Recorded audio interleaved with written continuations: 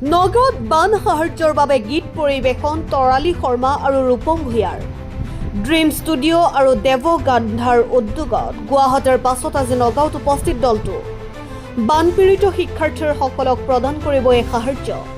শুক্ৰবাৰে বান বিধ্বস্ত কৰা শিৱসাগৰত প্ৰদান কৰিব এই সাহায্য।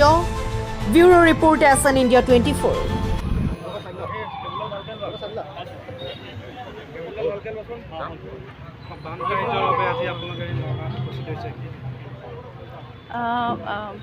তাৰমানে আমি গান গাওঁ, গতিকে গান গালে মানুহে পইচা দিয়ে, কমিটিয়ে পইচা দিয়ে, কিন্তু আমাৰ যদি মাত, আমাৰ গান, আমাৰ সুৰে যদি কাৰোবাৰ কাৰণে আশা হ'ব পাৰে, সেইকাৰণে ওলাই আহিছোঁ।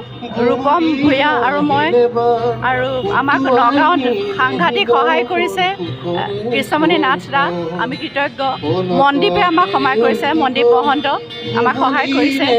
আমি গান গাম আৰু মানুহৰ যদি ভাল লাগে পইচা দিয়ে, সেই পইচা আমি বিশেষকৈ ছাত্ৰ ছাত্ৰীসকল যাৰ সপোন বহুত আছিল কিবা কিবি কৰাৰ, কিন্তু এতিয়া একো পাৰ পোৱা নাই, কি কৰিব, তেওঁলোকক সহায় কৰিবলৈ চেষ্টা কৰিম, সেয়াই প্ৰাপ্তি। হয়, কাৰণ তেওঁলোকে জীৱনটো একো দেখাই নাই, প্ৰিপেয়াৰ কৰি আছিলে হয়তো বহুতে পৰীক্ষাৰ কাৰণে বা চাকৰিৰ কাৰণে। এতিয়া যেতিয়া একোৱেই নাইকিয়া হৈ যায়, বিশেষকৈ তেওঁলোকৰ ষ্টাডি মেটেৰিয়েলবোৰ, তেওঁলোকৰ চাগে কেনেকুৱা লাগিছে। আচলতে সকলোকে সহায় কৰিব মন যায়, কিন্তু আমি সিমান নোৱাৰোঁ, অপাৰোঁ। কিন্তু আমি যিমানখিনি পাৰোঁ, আমি আমাৰ গানেৰে, আমাৰ সুৰেৰে যি পইচা উঠে সেইখিনিয়ে তেওঁলোকক দিমগৈ। আৰু